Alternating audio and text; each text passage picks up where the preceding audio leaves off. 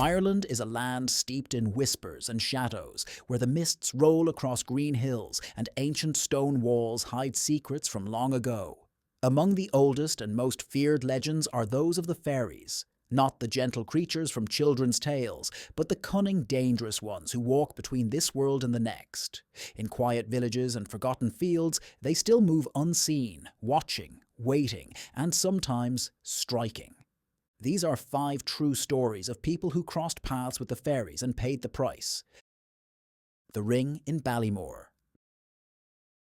Ballymore, a quiet village in County Westmeath, sits by rolling fields and winding hedgerows. For generations, locals have known one simple rule: never touch the fairy ring that sits just beyond the old schoolhouse. A perfect circle of mushrooms grows there every year, untouched by wind, rain, or time.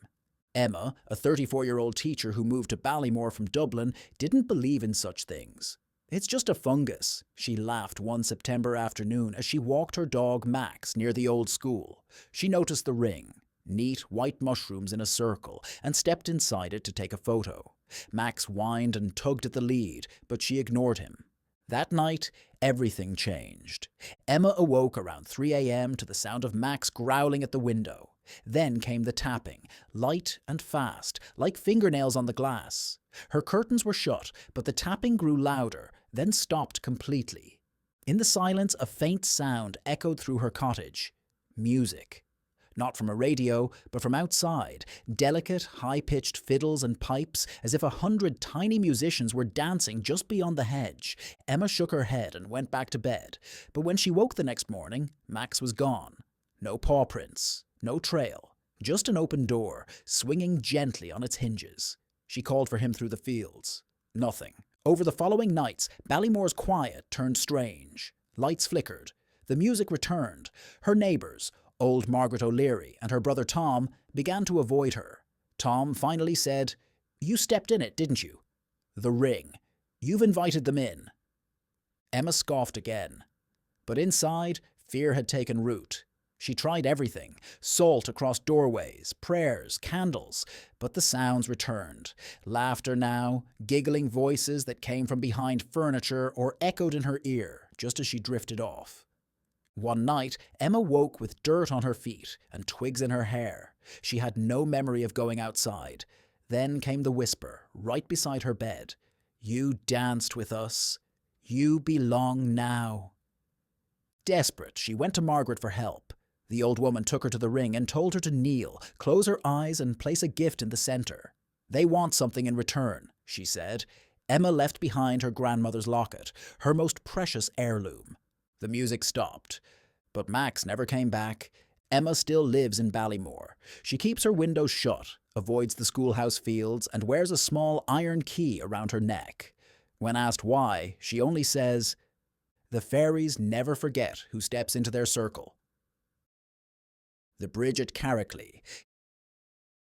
Carricklea in County Sligo is the kind of place where the land feels older than time. One narrow stone bridge crosses a silent stream on the edge of the village. Locals call it Fairy Bridge, but only in hushed tones, and no one crosses it after dark, except for Anna. She was 19, full of life, and back in Carricklea visiting her grandmother for the summer. One evening, she and her cousin Joe were walking home from a neighbour's house when Joe stopped short at the bend. "We'll take the long way," he said, turning back. "But it's 10 minutes longer," Anna replied. Joe's voice went quiet. "We don't cross the bridge at night." Anna laughed. "You're serious?" She ignored his warning, marched up to the bridge and danced across it. "See? No fairies, no curses, just old stones." Joe didn't follow. He ran the long way home. That night, Anna woke to find her bedroom ice cold. The windows were shut. The fire was out, but her room was filled with the scent of wildflowers and something older. Something sweet and rotting at the same time. She heard her name, softly, like a breath. Anna. In the corner of her room stood a figure, no taller than a child, wrapped in shadow but with eyes like stars, glowing, unblinking. She screamed, and the figure vanished. Her grandmother said nothing the next morning, only made her drink tea steeped with herbs and muttered prayers under her breath. "You crossed where you shouldn't have," she finally said. "They've marked you." Over the next week, Anna began to change. She no longer laughed. Her voice grew soft and strange, as if she were listening to something no one else could hear. She wandered in the fields, picking flowers that weren't there the day before. Once, Joe saw her standing in the stream under the bridge, barefoot and still, even though the water was freezing. And always, that scent of wildflowers followed her. One morning, she was gone. Her bed was empty, the door wide open. They searched the whole village. They found her footprints in the mud leading to the bridge, but nothing on the other side. Just one thing left behind, a small bunch of flowers in the center of the stones. The villagers never speak Anna's name now. But sometimes, if you stand by the bridge at dusk, you'll hear humming, sweet and sad, and catch the scent of wildflowers in the wind. And if you're foolish enough to cross that bridge after dark, you might hear a voice calling softly behind you, "Come dance with me." The Whispering Tree of Kilbride. Kilbride is a sleepy hamlet in County Meath, bordered by hedgerows and cattle fields. At the end of a narrow lane stands an ancient hawthorn tree, twisted and alone, its bark dark as coal. Nobody cuts it. Nobody touches it. The locals call it the Whispering Tree. When Liam and Sarah moved into a small cottage nearby, they didn't know any of this. They were city folk, happy to escape Dublin and raise their baby in the quiet countryside. One spring afternoon, Liam decided to clear a bit of the overgrowth near the lane. The hawthorn stood in his way. "It's just a tree," he told Sarah, and cut a few of the low branches for firewood. That night, the wind came, though none was forecast. It howled through the cracks of the cottage, rattled the windows, and carried with it strange sounds. A baby crying from far off, and voices whispering in a language neither of them knew. Their own baby, May, screamed and screamed until dawn. The next day, Liam found deep scratches along the side of the cottage, as if something had clawed its way around the house. He blamed a fox. But Sarah noticed something far stranger. May's crib had been moved in the night, across the floor. No one had touched it. They tried to forget it. But May grew sick, pale, distant, and oddly quiet. She stared at the ceiling for hours, her eyes wide. When Sarah leaned in close, May would smile. But not like before. There was something off about that smile. Too wide, too knowing. On the third night, Sarah dreamt of the tree. She saw tiny figures dancing around it, thin and long-limbed with sharp teeth and red eyes. One pointed at her. "He took what was ours," it hissed. "So now we take what's his." She woke to find May gone. No broken locks, no open doors, just silence. And the faint sound of laughter echoing from the fields. Liam ran to the hawthorn and found May lying beneath it, fast asleep, completely unharmed. But when she opened her eyes, they were no longer the baby blue they'd always been. They were dark and old. They burned the branches Liam had cut and left an offering of milk and honey at the tree's base. That night, May giggled again. Her eyes returned to normal, but she still speaks words Sarah doesn't understand, especially when the moon is full. And Liam, he never goes near the tree now. No one does. The Whispering Tree still stands, and if you lean in close enough, you'll hear it murmuring things you weren't meant to know. The Piper of Glencar. Glencar, nestled near the waterfall in County Leitrim, is a place of wild beauty and deep silence. The hills there are dotted with caves and stone mounds. The locals say they're fairy dwellings, and that some music is best left unheard. Years ago, a man named Patrick lived alone near the woods above the lake. He was a piper, known across the county for his haunting tunes. Some said he could charm birds from trees or make cows stop in their tracks. But Patrick wasn't content with fame. He wanted something more, something otherworldly.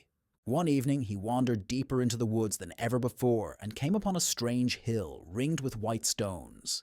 In the center sat a single stool and a set of pipes, shimmering in silver, lying on a flat rock.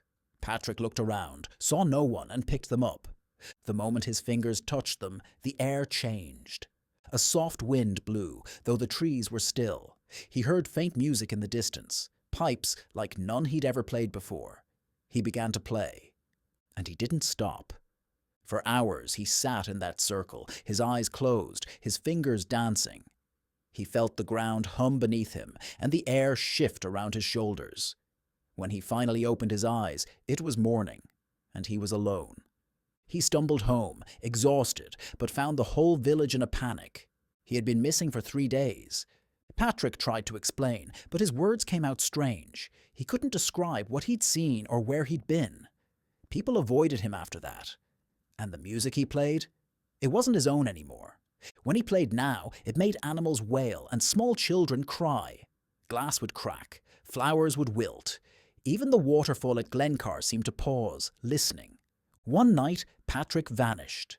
His pipes were found on the doorstep, neatly wrapped in a green silk cloth. No footprints, no sign of struggle. But that wasn't the end. Visitors to Glencar say that sometimes, if you're near the falls at dusk, you'll hear a tune floating down the hills, piercing, beautiful, and sad. The kind of music that makes you forget where you are, the kind that makes you follow. Local children are warned. If you hear the pipes, cover your ears and run. The fairies play through him now. As for Patrick, some say he plays still, deep beneath the hills, trapped in an endless song. And if you hear it, it means they're close. The Lantern Man of Clonmel. Clonmel, in County Tipperary, is a peaceful town surrounded by gentle hills and wooded paths. Just beyond its edge lies a quiet rise the locals still call Fairy Hill, though it's not marked on any modern map. Few people walk there after dark, especially since the lights began appearing. They say it's the work of the Lantern Man. Katie, a nurse in her 30s, had moved to Clonmel from Limerick. She rented a small cottage near the base of the hill, drawn by its peaceful views and charming quiet. One night, after a late hospital shift, her car broke down halfway up the lane that ran along the wooded slope. She stepped out, annoyed, and noticed her phone had no signal. That's when she saw it. A lantern, swinging gently in the distance, halfway up the hill. It glowed a strange pale yellow, like candlelight under water. She called out, "Hello? Could you help me, please?" The light paused, then slowly it began to move toward her. Katie felt relief. Someone must be out walking. But as it came closer, she realized she couldn't see the person carrying it. Just the lantern, floating, gliding. She took a step back. The light stopped. Then came a whisper. "Come with me." The voice was soft, like wind through grass. Mesmerized, Katie found herself walking toward it. She couldn't look away. Another whisper. "Don't you miss them?" Suddenly her brother's voice. He died years ago in a car crash. "Katie, come home." Tears streamed down her face as the light drifted further up the hill. She followed. Closer, closer. Then, just before she stepped off the path into the trees, a sharp tug on her coat yanked her back. She turned. No one there, but the light was gone. Total darkness. She stumbled back to the road, heart pounding. In the morning, she returned with her neighbour, an old farmer named Dan. He nodded grimly. "You're lucky. That's the Lantern Man. Draws you in with voices you love, but it's not them you're hearing. It's the fairies, wearing their skin." Katie asked why they did it. "To steal you," Dan said. "They take people to their world, and no one ever comes back quite right." She moved out the next week. Now and then, hikers still report seeing a light above Clonmel near the tree line. They say it never wavers, never flickers in the wind. It just waits. And if you're out there after dark and you hear your mother's voice calling from the woods or your best friend laughing behind the brambles, whatever you do, don't follow. Ireland's fairy stories are not the soft bedtime tales many imagine. These creatures are ancient, unpredictable, and bound to laws older than time itself. They don't forget a slight. They don't forgive a trespass, and they always take what they're owed. From Ballymore to Clonmel, from whispering trees to haunted bridges, these encounters remind us of one chilling truth. The fairies are still here, hidden in plain sight, waiting, watching, and every now and then they reach out to remind us that the old world never really left. So if you're walking alone and hear music no one else hears, if you see a light where no light should be, if someone you love speaks in a voice that's not quite right, turn back, step away, and whatever you do, don't answer when they call your name.